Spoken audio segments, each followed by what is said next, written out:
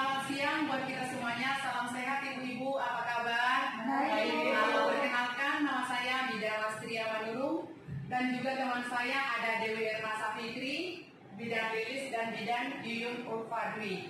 Kami mahasiswa Stikes Kesehatan Universitas Nasional Jakarta untuk mengajak ibu-ibu atau menginfokan kembali apa itu yang dimaksud dengan penyakit polio. Nih, saya tanya sama ibu-ibu, tahu nggak penyakit polio itu apa? Di sini ya, ibu dengarin ya. Kalau misalnya nanti ada kurang mengerti, ibu tolong dikasih tahu ya, dipertanyakan. Penyakit polio atau disebut juga poliomyelitis adalah penyakit paralisis atau lumpuh yang disebabkan oleh virus agen pembawa penyakit ini, sebuah virus yang dinamakan dengan poliovirus atau PFV masuk ke tubuh melalui mulut, menginfeksi saluran usus. Penyakit ini dapat menyerang semua kelompok umur, namun yang paling sering itu kita dapati adalah umur di bawah dari 3 tahun. Tanda dan gejala dari polio berbeda tergantung pada luas infeksi. Tanda dan gejala dapat dibagi ke dalam polio yang melumpuhkan atau disebut dengan paralitik atau polio yang polio non paralitik ini bertanggung jawab untuk kewajaran individu yang infeksi dengan polio. Ini gejalanya seperti malasia, demam, sakit tenggorokan, dan muntah. Terjadi pada kira-kira 2% dari orang-orang yang terinfeksi dengan virus polio dan penyakit yang jauh lebih serius. Jenis polio.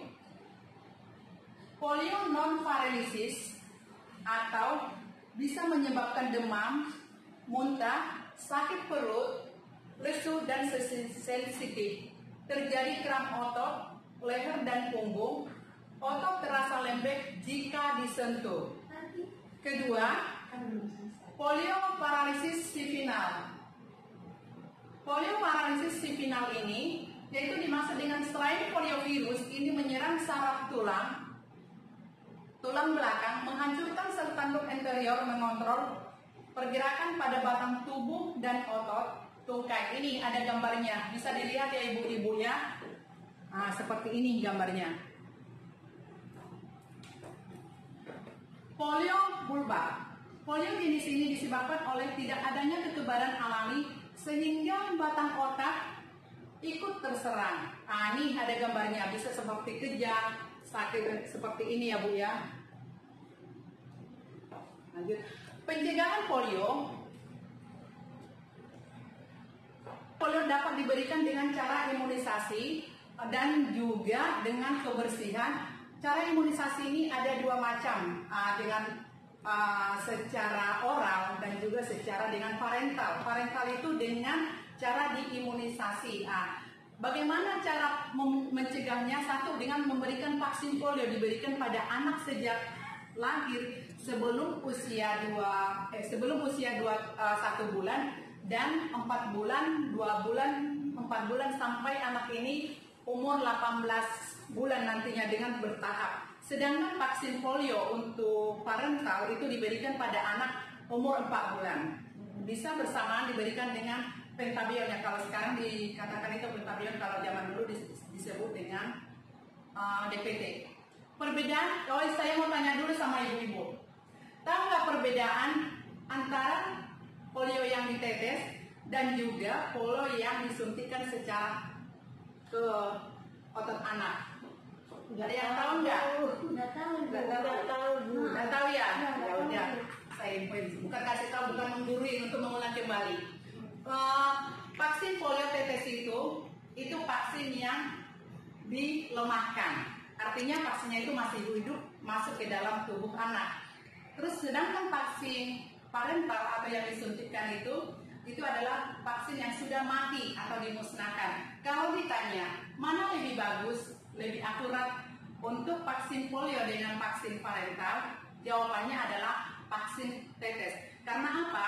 Vaksin ditetes itu, dia itu karena tadi seperti yang saya bilang itu vaksin yang masih hidup, jadi masih ada untuk menampung kekebalan pada tubuh anak. Kedua, mencuci tangan. Kita selalu berusaha secara PHBS dari sendirinya yang mencuci tangan dan nutrisi yang cukup. Bisa dari lingkungan, contohnya dari tinja. Kadang kan anak-anak bermain-main seperti disolokan, apa seperti itu bisa menyebabkan seperti itu, tidak mencuci tangan, terus makanan yang terkontaminasi. Polio, pada penyakit polio sampai sekarang belum ditemukan cara atau metode yang paling tepat, sedangkan penggunaan vaksin yang ada hanya mencegah dan mengurangi rasa sakit pada penderita. Isolasion, poliovirus dapat dideteksi dari paring pada seseorang yang diduga terkena penyakit polio. Pengisolasian virus diambil dari cairan cerebrospinal adalah diagnostik yang jarang. Uji serologi dilakukan dengan mengambil sampel darah penderita G polio, maka diagnosis bahwa orang tersebut terkena polio adalah benar.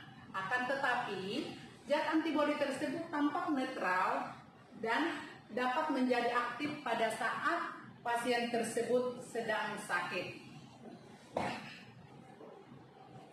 Cerebrospinal fluid atau disebut dengan CSF.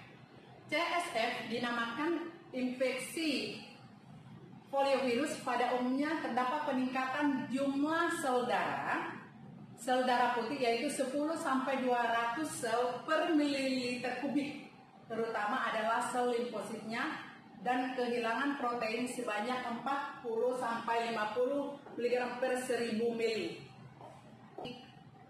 Mudah-mudahan Ibu bisa mengerti atau setidaknya mengetahui sedikit tentang penyakit polio. Ada yang mau ditanyakan? Oh iya, apa Bu?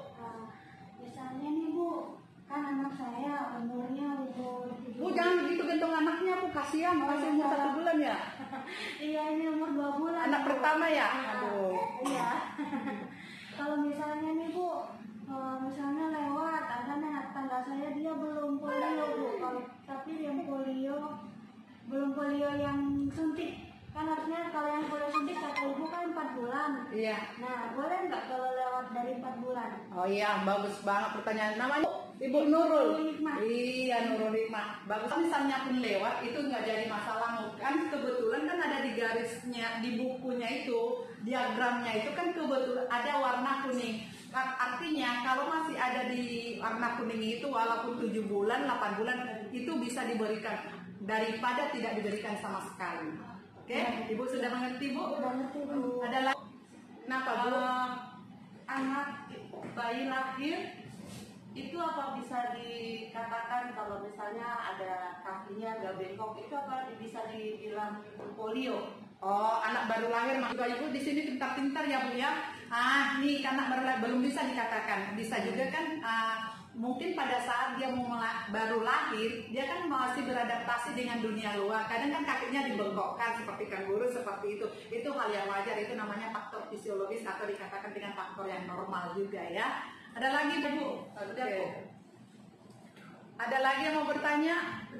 Udah. Ya udah, terima kasih Ibu-ibu. Semuanya sangat antusias ya. Selama ada perkataan atau omongan yang kurang menyenangkan di hati ibu-ibu, mohon dibuka pintu selebar-lebarnya untuk mana tahu tak saya salah ngomong. Terima kasih ya. Salam sehat buat kita semua.